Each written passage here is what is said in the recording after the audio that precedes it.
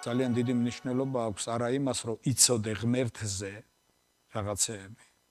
ძალიან დიდი მნიშვნელობა აქვს, რომ იცოდე მისგან რაღაცეები შენ ცხოვრებაში. ძალიან დიდი მნიშვნელობა აქვს არა იმას, რომ გქონდეს ისტორიები, როგორც ბიბლია ისტორიების წიგნია. ბიბლიაში მოთხრობილია ისტორიები. მაგრამ წმინდა წერილი ჩვენ იმასაც გვაუწყებს, თუ რატომ არის ეს ისტორიები გადმოცემული წმინდა წერილში. იმიტომ კი არა, რომ ვიღაცებმა ისტორიები იცოდნენ. ადამზე, ევაზე, ნოეზე და სხვებზე. ეს ისტორიები იმიტომ არის გადმოცემული, რომ ჩვენ ამ ისტორიებით რაღაცის სწავლება უნდა ღმერთს ჩვენთვის. რომელთა წერილში წერია, ყოველივე რაც წინათ დაიწერა, იმისთვის დაიწერა, რომ წერილთან ნუგეშით გქონდეს იმედი. ამენ. ანუ რატო უნდა ვიცოდე მე ნოეზე?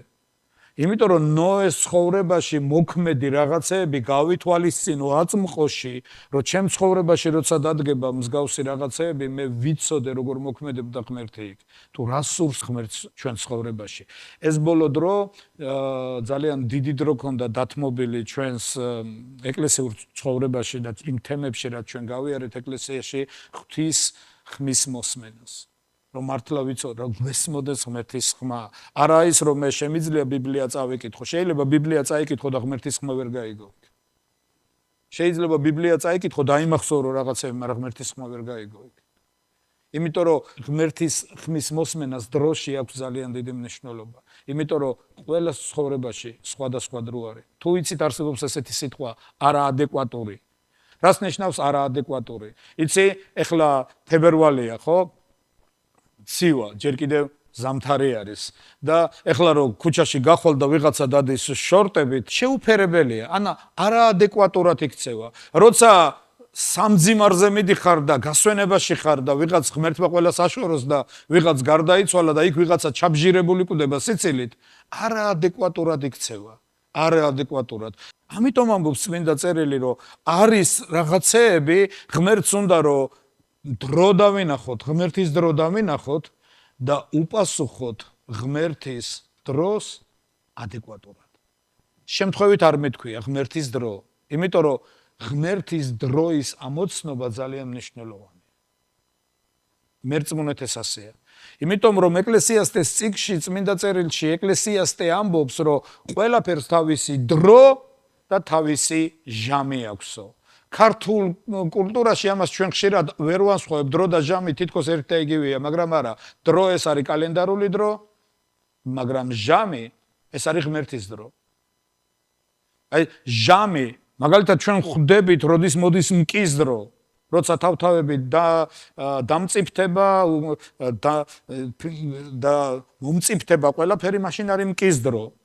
და შეიძლება გახვიდე და მარტში დაიწყო მომკა? იმიტომ რომ არაადეკვატურად მოიქცევი თუ კომბაინით გახვალ ყანაში მარტში. იმიტომ რომ მარტში არ არის მკა. მარტში ჯეჯილიც არ არის ზოგან ჯერ კიდევ ამოსული. რა უნდა მომკა იქ? და ასეთ მოქმედებას ქვია არაადეკვატური მოქმედება. რა სამწუხაროა, რომ ხშირად ჩვენ ქრისტიანები, მორწმუნეები დროში არაადეკვატურად ვიქცევით. არაადეკვატურად თამრეკოც ლაპარაკობდა ამას, რომ თუ იცი, როცა არის შეწირვის დრო, ჩვენ მკას ვიწყებთ. და როცა არის მომკის დრო, მაშინ ვიწყებთ თესვას. ეს არაადეკვატური მოქმედებებია. ამიტომ აქვს ძალიან დიდი მნიშვნელობა, რომ ყურადღებით ვიყოთ, კაპაციცებული ვიყოთ იმაზე, რომ გქონდეს აღქმა ღმერთის დროსი. მოქმედებებს, რომ ადეკვატურები ვიყოთ. რასაკეთებდნენ დავითის დროს ადამიანები, ყველა რთული არის, ყველას გქონდეს ეს და ყველა კარგია, იდეალურია, რომ ყველას გქონდეს ამის აღქმა და ყველას გქონდეს ამის შესაძლებლობა და ყველა ასე ცხოვრობდეს, მაგრამ სხეული ამიტომ არის სხეული, განა ყველა თვალია სხეულში. ყველა ორგანო ხედავს, არ ჭირდება, ჩემს ხელებს დანახვა არ ჭირდება. ჩემს ხელებს დანახვა არ ჭირდება. მერწმუნეთ, მას არ ჭირდება თვალები ხელის გულებზე იყოს. ჩემმა ხელებმა იცის, რომ სხეულში არის ორგანო, ვინც ხედავს.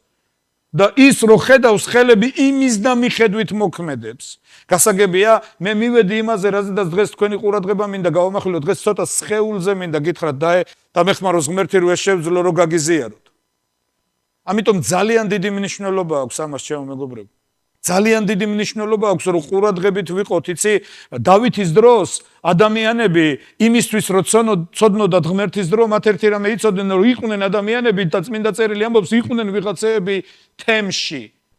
მაშინდელ ასე ვთქვათ, ეკლესიაში. ისაქართაგან იყვნენ 200 კაცი დავითის ირგვლივ.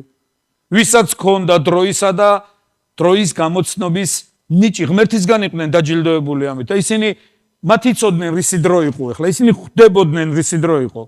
და დანარჩენები არ ცდილობდნენ ახალი ველოსიპედის გამოგონებას. ისინი არ ამბობდნენ, არა, იმას რატო უნდა დაუჯერო, მე თვითონ გადავწყვიტავ. არაფერი გეცნობათ? დღეს იცი რამდენი ადამიანი ლაპარაკობს, მე თვითონ უნდა გადავწყვიტო. და ხშირად გადაწყვიტავენ ხოლმე. ან სადმე ეჭკლიტებიან, ან რაღაცას სულელურ გადაწყვეტილებას იღებენ და ესე. მაგრამ იყვნენ დავითის ირგვლივ, ღმერთისგან გამოგზავნილი, რომელსაც ჰქონდა დროის აღქმის უნარი და ადამიანები ეკითხებოდნენ და იღებდნენ პასუხს, იქცეოდნენ და ხვდებოდნენ, რომ მოიქცა ისე, როგორც მიიღო პასუხი, წარმატება იყო ეს მისთვის. ადეკვატურად იმოქმედეს. თუმცა ყველას ეგონა, რომ ეს არაადეკვატური იყო, მაგრამ ღმერთმა იცის თავის დრო. თუ გახსოვთ, ისააკს დათესვა არ უნდოდა. რატო? არავინ არ თესავდა. რატო? გვალვა იყო ძალიან. და უაზრობა იყო მიწაში თესლის ჩაყრა. იმიტომ რომ გვალვა იყო, იმიტომ რომ ბევრი მიზეზი. და ისააკსაც გადაწყვეტილი ჰქონდა ეგვიპტეში წასულიყო. დღეს რომ არის ევროპაში წავალ, ამერიკაში წავალ, ვიმუშავებ რაღაცაზე. ეგვიპტე იყო მაშინ ასეთ ქვეყანა და უნდოდა წასვლა ისააკს ეგვიპტეში, მაგრამ ერთ დღეს ღმერთის ანგელოზი გამოეცხადა და უთხრა ისააკ არ წახვიდე ეგვიპტეში. არ წახვიდე ეგვიპტეში, აბარაუქნა, აქ დათესე, რას ლაპარაკობ? აქ არავინ არ თესავს. მომისმინე და დათესე, იმიტომ რომ ღმერთმა იცის თავის დრო. მომისმინე და დათესე. გაიგონა ღმერთის ხმა და დათესა და რა მოხდა? აკურთხა ღმერთმა. და გაამრავლა ღმერთმა და მოიმკა და იმდენად გამდიდრდა, რომ მის მეზობლებს შეეშინდათ მისი. ჩემო მეგობრებო, ჩვენ წინამსახურებებზე შევეხეთ რამდენიმე მნიშვნელოვან თემას და ვისაუბრეთ ამაზე და მინდა ყურადღებით იყოთ ხოლმე და ვთქვით, ვისაც ყური აქვს სასმენად ისმინოს, რას ეუნება სული ეკლესიებს. მე რამდენიმე მუხლი მინდა წაგიკითხოთ, სანამდე უშუალოდ ცოტა სხეულზე დაგელაპარაკებოდეთ და მინდა ამაში გაგამყაროთ, კлау და გაგამხნევოთ.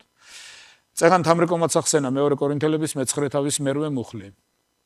ღმერთს კი ძალუც სიუხვე მოგცეთ ყოველგვარ მადლში და ყველაფერში ყოველთვის საკმარისად მქონენი. წმინდა წერილი არ ამბობს, რომ თქვენ უნდა იყოთ ღარიბები, თქვენ არაფერი არ უნდა გქონდეთ, თქვენ მარტო ერთი რაღაც უნდა გქონდეთ, რომ იოცნებოთ რაღაცეებზე. ნახე რას ამბობს წმინდა წერილი, რათა ყველაფერში ყოველივე საკმარისად მქონენი. სამი მდგომარეობა არსებობს.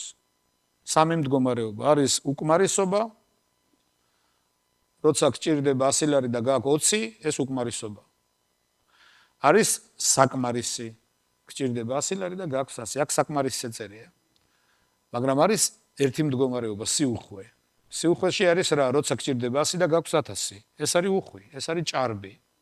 ღმერთს უნდა რომ არა მარტო საკმარისად ნათქონდეს, ღმერთს უნდა რომ უხვად გვაკურთხოს რაღაცეებში და ეს სიტყვა ძალიან ბევრჯერ არის გამოყენებული. მაგრამ თუ გახსოვთ ორი კვირის წინ პასტორს ჰქონდა ერთი სიტყვა, ღმერთი გვაკურთხებს ყოველგვარი კურთხევით. ღმერთს აქვს ჩვენ ცხოვრებაში კურთხევები და ღმერთს აქვს ოცნება, მას უნდა რომ გვაკურთხოს. და ყველაზე მეტად ღმერთს უხარია, როცა მისი შვილები კურთხეულები არიან. სოფონიას წინასწარმეტყველება მე-3 თავის მე-17 მუხლი. იქ წერია, გაიხარებსო ღმერთი შენს გამო. მოდი წავიკითხოთ. არც მქონდა გადაწყვეტილი ეს მუხლი თქვენთვის წამეკითხა და გამეზიარებინა. სოფონიას წინასწარმეტყველება მე-3 თავი მე-17 მუხლი. უფალი შენი ღმერთია შენს შორის. ძლევამოსილი მეომარი სიხარულით გაიხარებს შენზე და თავისი სიყვარულით განგლახლებს და გალობით იზეიმებს შენზეო. დაუგვერდით. ამას ამბობს წმინდა წერილი. ღმერთს უხარია, როცა შენ კურთხეული ხარ. ღმერთი ხარობს, როცა შენ კურთხეველი ხარ. ორიგინალურ თარგმანში იცი როგორ წერია? ღმერთიო ცეკვით იზეიმებს შენს გამო. დიდება უფალს. ანუ ღმერთს უნდა ჩვენი კურთხევა. და ღმერთს უხარია და ღმერთმა თავისი აღთქმები ჩვენთან დადო, იმიტომ რომ მას უნდა რომ კურთხევით გვაკურთხოს. და ღმერთმა იცის ეს რომ უნდა იყოს ჩვენ ცხოვრებაში. მაგრამ ღმერთის კურთხევები ჩვენს ცხოვრებაში არ არის ღმერთის თვითმიზანი. ღმერთს არ უნდა რომ უბრალოდ გვაკურთხოს, რათა ჩვენ წავიდეთ და ჩვენს კურთხევებში დავიკარგოთ. მე უამრავი ადამიანი სამწუხაროდ, უამრავი ადამიანი ვნახე ღმერთის კურთხევებში დაკარგული. რომ ღმერთის კურთხევები სასიკეთოდ რო არ ეწია.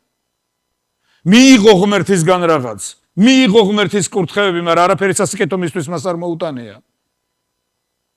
სასიკეთოდ არ იყო, დაიკარგა ღმერთის კურთხევებში. რატო? იმიტომ რომ ღმერთის კურთხევებს, ღმერთი როცა რაღაცას გვაკურთხებს და ღმერთი როცა გვაძლევს რაღაცას, მას მიზანი აქვს.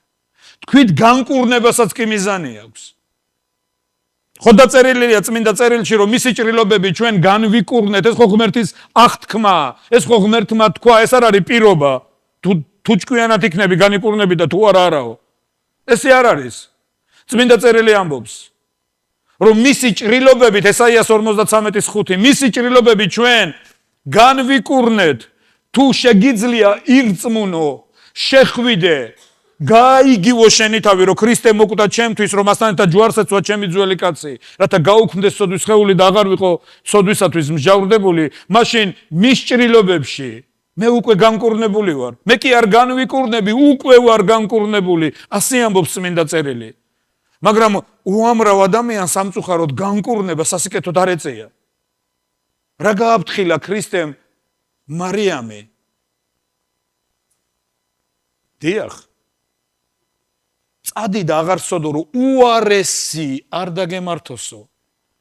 იცი რატო ამბობს წმინდა წერილი ამას, რომ შეიძლება თურმე ადამიანმა მიიღოს ღმერთისგან სიკეთე, ეს გამოიხატოს განკურნებაში, მაგრამ თუ ფრთხილად არ იქნება, შეიძლება უარესი დაემართოს. რატო უნდა დაემართოს? ისა უარესი ხო განიკურნა? ღმერთს განკურნებაშიც კი მიზანი აქვს. ჩემო მეგობრებო, ეს ვიცოდეთ. ჩვენი გადარჩენა არ ყოფილა უმიზნოდ. გადაგვარჩინა ღმერთმა, რათა უკეთესად ვცოდოთ მერე. გაგვამთავისუფლა ღმერთმა, რათა მერე წავიდეთ და ქვეყნიერებას ვემსახუროთ უკეთესად. ამისთვის გაგვამთავისუფლა ღმერთმა, გადაგვარჩინა ღმერთმა, რათა წავიდე და ფინანსური იმპერიების კარიერა გავიკეთო, ცნობილი პიროვნება გავხდე. ამისთვის არ გადაურჩენი ვარ ღმერთს. ეს უნდა ვიცოდეთ. და ნებისმიერ რაღაცაში ღმერთს აქვს მიზანი.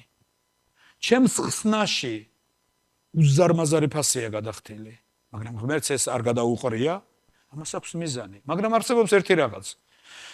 თუ გახსოვთ, ჩვენი ეკლესიის უფროსი პასტორი ლაპარაკობდა და მადლობა ღმერთს ამ სიტყვისთვის, გვირგვინი ჩვენში. ჩვენი გვირგვინი არის რაღაცა, იცით რა არის ეს? ეს არის თავისუფალი ნება, რომელსაც ღმერთი არასდროს არ ეხება. თუ გახსოვთ, ჩვენმა პასტორმა ილაპარაკა ედემის ამოცანაზე ჩვენში. რა არის ედემის ამოცანა ჩვენში? დაბადების 1:26-ში ღმერთი ამბობს და შევქმნათ კაცი ჩვენს ხატად და ჩვენს მსგავსად. და ეპატრონოს ზღვაში თევზს, საში ფრინველს, მიწაზე ცხოველს და ასე შემდეგ და ასე შემდეგ. იქ წერია ორი რაღაც, ღმერთმა თქვა შევქმნათ კაცი ჩვენს ხატად და ჩვენს მსგავსად. 27 მუხლი, შემდეგი მუხლი ამბობს და შექმნა ღმერთმა კაცი თავის ხატად. დედაკაცად და მამაკაცად შექმნა ისინი. კი, მაგრამ მსგავსებასად დაიკარგა. ხო თქვა ღმერთმა, რომ ჩვენს ხატად და ჩვენს მსგავსად შექმნათ. მე წერია, ჩვენ შექმნა ღმერთმა კაცი თავის ხატად. ხატება იმას არ ნიშნავს, რომ ჩვენ ღმერთს გავართ გარეგნულად. ხატება ეს არის გვირგვინი, პიროვნება. მე ღმერთმა მარიონეტად კი არ შემქმნა. ღმერთი ესე არ მათამაშებს, რომ ჩამა ძაფები მაქვს ხელებში და რასაც უნდა ღმერთი მაკეთებინებს და ისე ვაკეთებ. არა, ღმერთმა ჩვენ გვირგვინად შექმნა და რა არის ეს გვირგვინი? თავისუფალი ნება. ხატება ჩვენში ღმერთის ეს არის, რომ მე პიროვნება ვარ, მე მარიონეტი კი არა, პიროვნება ვარ. ღმერთმა მითხრა შენ გადაწყვიტე. მე არ გადავწყვიტავ შენს ნაცვლად. მაგრამ ღმერთს უნდა რომ მე გადავწყვიტო, რა კაიგია, ღმერთს უნდა თურმე რომ მე გადავწყვიტო და დღეს ასეც ვართ, უწყვეტეთ და უწყვეტეთ. ვიღებთ გადაწყვეტილებებს და მე თავში ვირთხოვთ ხელებს ეს რა ვკენი. და მე ღმერთს ვეუბნები, თან ღმერთს ვაბრალეთ. ადამ სადა ხარ? შემეშინდა შიშველი ვარ. რატო ხარ შიშველი? რატო და ევა შენ არ შექმენი? ყურადღებით რო ყოფილიყავი, შიშველი არ დარჩებოდი. და სინამდვილეში ის რო გაგეკეთებია, რისთვისაც შექმნილი იყავი. თაობა გაგეწია. თავი მარტო სქესით კი არ ყოფილიყავი. პასუხისმგებლობა აგეყო და თაობა გაგეხორციელებია, შიშველი არ დარჩებოდი და არც ევა მიიღებდა სულელურ გადაწყვეტილებას. მაგრამ რაღაცა თავი არ იყავი და მარტო უფლებების გამოყენება დაიწყე, კიდეც დარჩი შიშველი. ზუსტად ესე არის, ჩემო მეგობრებო. გვირგვინი ჩვენში, ეს არის ჩვენი თავისუფალი ნება. ოღონდ იცი, ედემის მისია რა არის, რომ ხატება გახდეს მსგავსება. ხატება კი არ იყოს მარტო. ხატება ყველა ადამიანია, ვინც კიდე დედამიწაზე შექმნინა, ყველა პიროვნება, ყველას აქვს თავისუფალი ნება, ყველას აქვს ემოცია, ყველას აქვს გონება, ყველას აქვს აზრი. ეს არის ხატება, მაგრამ ღმერთს უნდა ხატება კი არ იყოს მარტო. ღმერთს უნდა ხატება გახდეს მსგავსება და როგორ? ადამიანმა თავისი თავისუფალი ნებით უნდა აირჩიოს ღმერთის ნება. ადამიანი უნდა მიხვდეს, რომ ჩემი ფუნქცია არ არის კეთილისა და ბოროტის გარჩევა. იმიტომ რომ მე არ ვიცი მომავალი. მე არ ვიცი რა არის მომავალში ჩემთვის, მანიცის და რაღაც მანიცის მე ჩემი ნებით ვირჩევ მის ნებას. მე ჩემი ნებით უარს ვამბობ. იცი, მე ვიცი მანქანის მართვა და მართავ მანქანას. მაგრამ შემიძლია უარი ვთქვა მანქანის მართვაზე და ვინმე, ვინც ჩემზე კარგი მძღოლი იქნება, ის დაუსვა საჭესთან. ეს მომიტანს დიდ სიკეთეს. ზუსტად ეს არის, განა ღმერთი მაიძულებს მე, რომ მას მივანდო ჩემი გადაწყვეტილებები. ღმერთს უნდა, ამიტომ შემქმნა პიროვნებად. ეს არის ედემის მისია, რომ მე ჩემი თავისუფალი ნებით უკეთესი ავირჩიო და მივანდო მას გადაწყვეტილებები. ეს არის, რომ ამით ხატება ხდება მსგავსება. ის ვინც ღმერთის ხატად იყო შექმნილი, გარდაისახება ღვთის მსგავსებაში. ეს უნდა ღმერთ ჩვენ შორის დიდება უფალს. რისი თქმა მინდა ამით ჩემო მეგობრებო, ვიცით? კურთხევები ღმერთს, იცი, ღმერთ ძალიან უხარია, როცა გვაკურთხებს. ღმერთ ძალიან უხარია, როცა ჩვენ გვიხარია ღმერთის ხარობს. ღმერთ ძალიან უხარია, როცა ჩვენ ბედნიერები ვართ. ღმერთ ძალიან უხარია, რომ ჩვენ საკმარისად მქონენი ვართ. მაგრამ მერწმუნედ. ღმერთს არ უნდა რომ დავიღუპოთ. ღმერთს არ უნდა რომ გადავარდეთ. მოცემა, იცი, რაღაც კურთხევების მოცემა არ არის პრობლემა. მაგრამ ღმერთმა ძალიან კარგად იცის, რომ სამწუხაროდ ძალიან ბევრმა, ძალიან ცუდად დაასრულა არასწორად მიღებული რაღაცეებით. მე მინდა კიდევ ერთი მუხლი წაგიკითხოთ წმინდა წერილში და გაჩვენოთ, ეს არის წეხან თქვით მეორე კორინთელების მე-9 მერვერული, ღმერთს კი ძალუც სიუხვე მოგცეთ ყველა მადლში, რათა ყველაფერში ყოველივე საკმარისად მქონენი მიზანი დევს აქვე.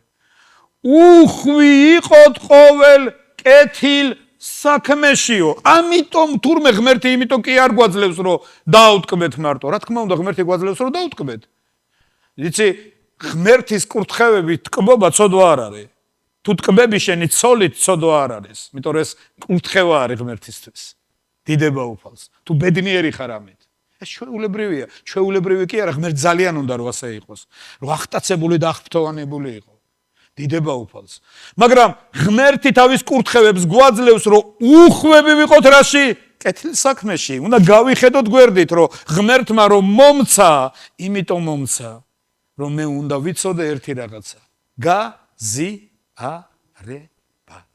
დიდება უფალს. შემდეგი მუხლიც მინდა წაგიკითხოთ და გავაგრძელოთ. ეფესელების 4:32. ეს არის კარგი მუხლი. იყავით გამოსადეგნი ერთმანეთისათვის და თანაუგრძნე და მიუტევეთ ერთმანეთს, როგორც თქვენ მოგიტევათ ქრისტეში ღმერთმა. რას ამბობს წმინდა წერილი? იყავით ვინო? გამოსადეგი. არის ამ სიტყვის საწინააღმდეგო. გამოსადეგი საწინააღმდეგო არ გამოუდეგარი. ვერაფერში რო ვერ გამოიყენებ. არაფერში რო არ გამოგადგება. ღმერთს არ უნდა რომ ჩვენ გამოუდეგარნი ვიყოთ. ღმერთს უნდა პირიქით რომ გამოსადეგი ვიყოთ. აი, გაგიგონიათ სიტყვა საჭირო კაცი. რატოა საჭირო კაცი? რომ ის გამოგადგება. ის კი არ დაგაღალატებს, ის კი არ მიგაგდებს, არა, ის საჭირო კაცია, გამოსადეგი. ღმერთი გვეუბნება რომ გამოსადეგი იყავითო. მე გაკურთხებ, ღმერთი ამბობს, ოღონდ მე მინდა რომ გამოსადეგი იყო. უბრალოდ ადამიანმა გადაწყვიტა არ გამოგადგეს. გამოუდეგარი გახდეს. ასაგებია? არა და ღმერთმა ყველაფერი მოგცა. ყველაფერი ღმერთისა, ამენ. ღმერთისა სამყარო და სავსება მისი. მაშინ რაღაცო ეუფლები რაღაცეებს. მაშინ რაღაცო განკარგავ შენი გონებით რაღაცეებს. თუ ერთი პირით აღიარებ რომ ღმერთისა სამყარო და სავსება მისი, მაშინ ეს როგორ არის ჩემი? მოდი ვისწავლოთ ერთი რაღაცა. მე შეიძლება ვერ გამოგადგე. აი ის ვერ გაგიკეთო რაცაც შენელოდები, მაგრამ იმას მაინც დაგანახებ რომ ყველაფერი გავაკეთე, რომ მარტო არ ყოფილიყავე.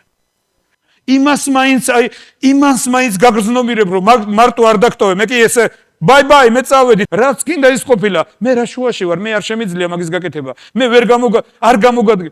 იცი, მე შეიძლება ის ვერ გაგიკეთო, ის საჭიროება ვერ გადაგიწყვიტო, მაგრამ იმას მაინც დაგანახებ, რომ შენ გვერდში ვიდექი, შენთან ერთად გავიზიარე, შენთან ერთად მეტკინა, ცრემლით შენთან ერთად მდიოდა და სიხარულითაც შენთან ერთად ვხარობდი. მეგობრებო, ამ სიტყვას ქვია იცი რა, თანაზიარება. აი ეს უნდა ღმერთმა რო გვასწავლოს. სხეული ზუსტად ეს არის, მეტი არაფერი არ არის. გასაგებია? ამიტომ ამბობს წმინდა წერილი, რომ კურთხევა კი არ არის პრობლემა ღმერთისთვის, რომ კურთხევა მოგცეს. თანაზიარება გვავიწყდება. და ეს არის პრობლემა. და ღმერთმა თქვა, რომ მე კურთხევას ვიძლევი, იმიტომ, რომ ჩვენ უნდა ვიყოთ გამოსადეგი კეთილ საქმეში. და ღმერთს უნდა ეს, რომ ღმერთმა თუ მომცა სახლი, მინდა რომ გამოსადეგი ვიყო კეთილ საქმეში. ღმერთმა თუ მომცა საშუალება, ნიჭი, ყველაზე მთავარი.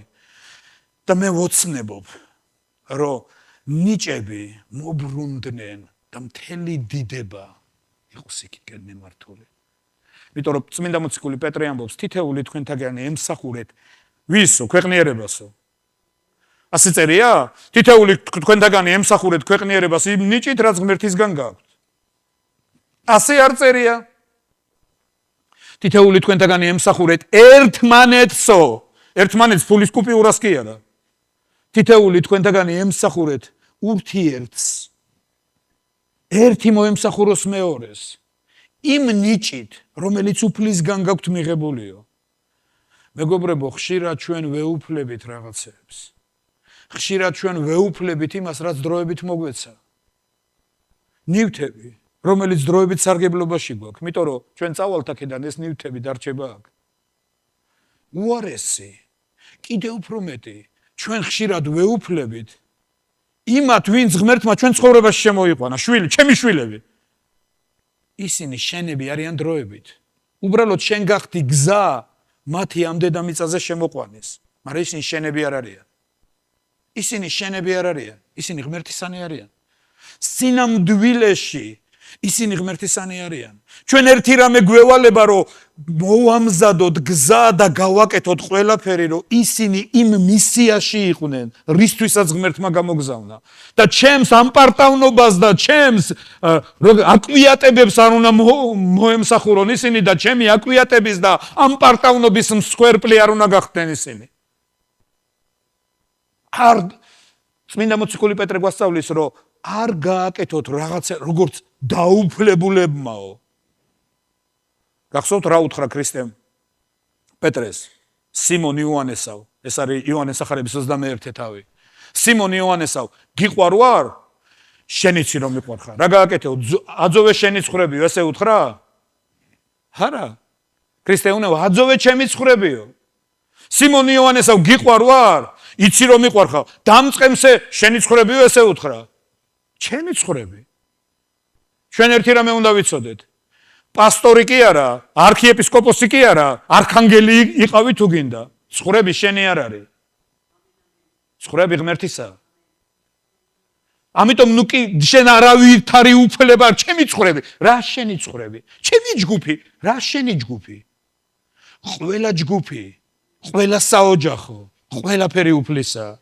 ამიტომ გახდი მისი მსახური და მოემსახურე მის ხალხს. და იყავი გამოსადეგი ყველა კეთილსაქმეში.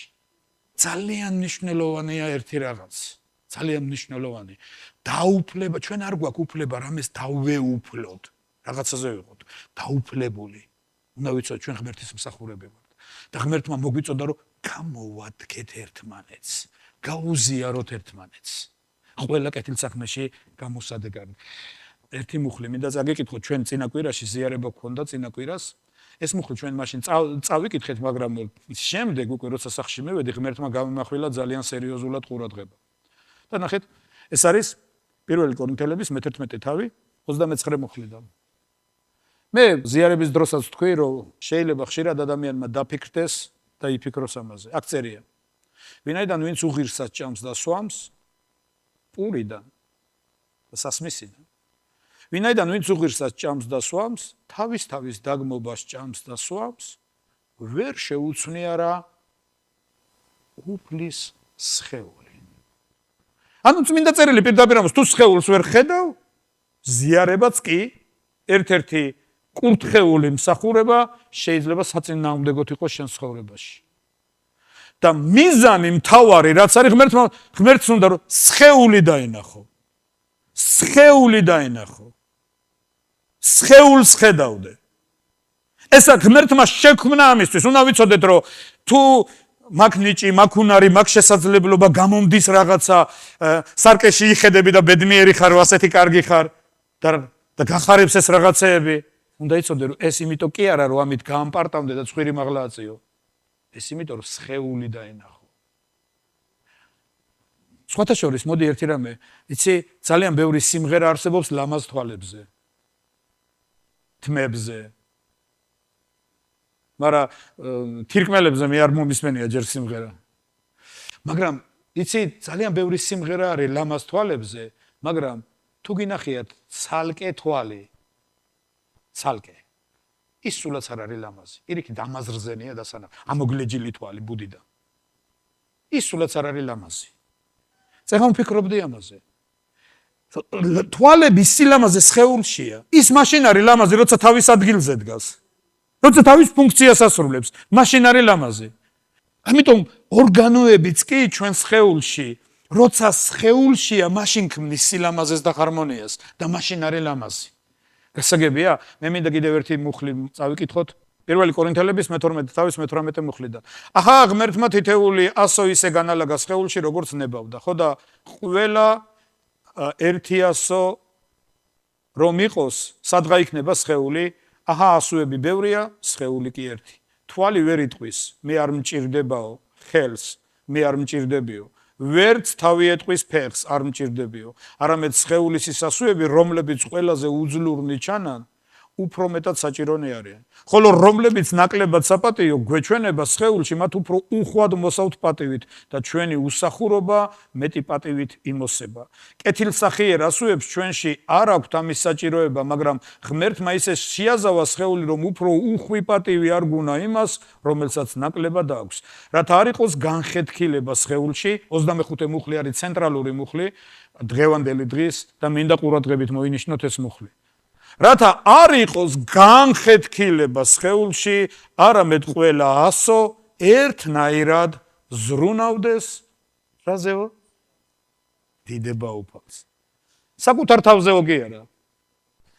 ყველა ასო ზრუნავდეს საკუთარ თავზე. და იცით სინამდვილეში რა არის სიმსივნე სხეულში? ეს არის ჩვეულებრივი უჯრედი, რომელიც გადაწყვიტავს არ იზრუნოს სხვაზე და თავის თავზე იწყებს ზრუნვას. და ხდება უცხო სხეული სხეულში. ანუ ის ჩვეულებრივი ქსოვილია, ოღონდ უბრალოდ სხეულის იმპულსებს აღარ ემორჩილება. ცალკე ვითარდება, ცალკე იწყებს განვითარებას.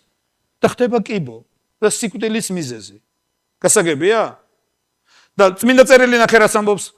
რათა არ იყოს განხეთქილება სხეულში, არამედ ყველა ასო ერთრაინდად ზრუნავდეს სხვაზე. ვაუ, მე ერთი რამე უნდა ვიცოდეს. იცი, ჩემზე იზრუნებენ. თამრიკომ უნდა იცოდეს, სინამდვილეში ღმერთმა ასე მოაწყო სხეული, რომ მასზე იზრუნებენ. ყველა ვინც აქ ხართ, დღეს რომ საერთოდ არავის არ იცნობდა, ისა პირველად მოხდი აქ. შენ უნდა იცოდე, რომ შენზე იზრუნებენ. იმიტომ რომ ღმერთმა ასე გადაწყვიტა, რომ ქრისტეს სხეულში ყველასო ერთნაირად ზრუნავდეს თავის თავზე კი არა. როგორმე მე კაი ადგილი მოვიპოვო.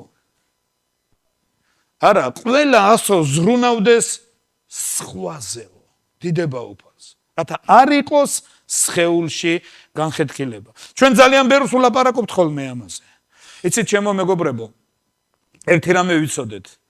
ჩვენ ყველანი და წინა კვირას ამაზე ჩვენი პასტორი ლაპარაკობდა, მოგვიწევს ანგარიშში შაბარება. ჩვენ ანგარიში ვალდებულნი ვართ ღვთის წინაშე. მოვა დრო, ან შენნებით ჩააბარებ ანგარიშს, ან მაინც ჩააბარებ ანგარიშს. ან ყოველ დღე იქნები ღვთის წინაშე ანგარიში ვალდებული და ანგარიშს ჩააბარებ, ღმერთო, შენ რომ მითხარი, მე გავაკეთე.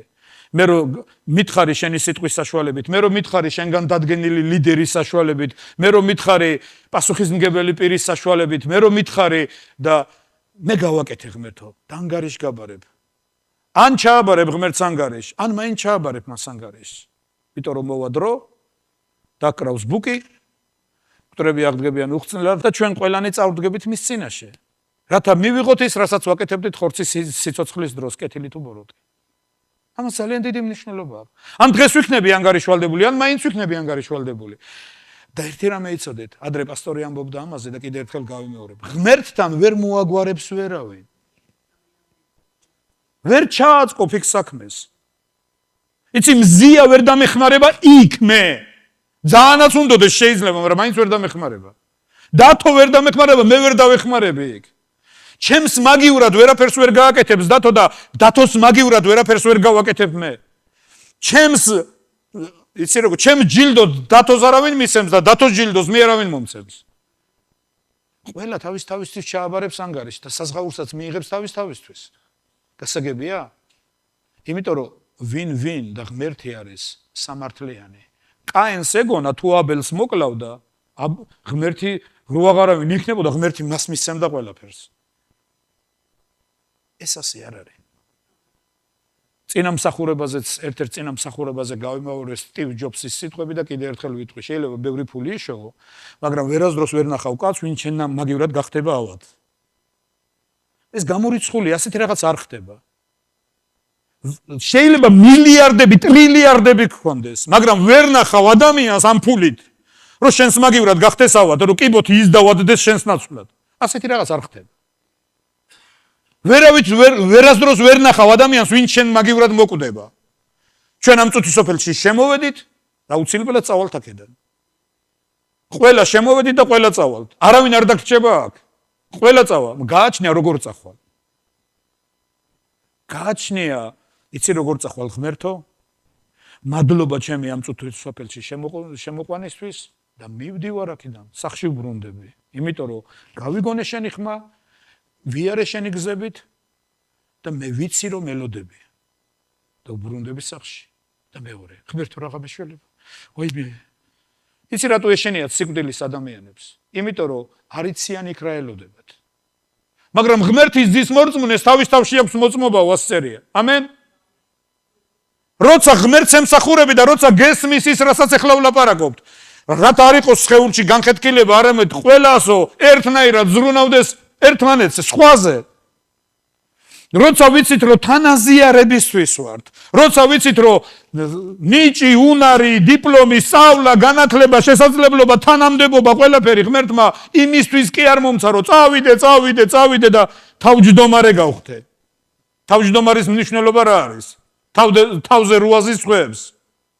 ღმერთს არ უნდა თავჯდომარეები. ღმერთს არ ყავს თავჯდომარეები. უამრავი თავჯდომარე არსებობს დღეს, რომ თავზე დააჯდნენ სხვას. ღმერთმა იმიტომ არ მოგცა რაღაცეები, რომ ვიღაცეებს თავზე დავაჯდეთ.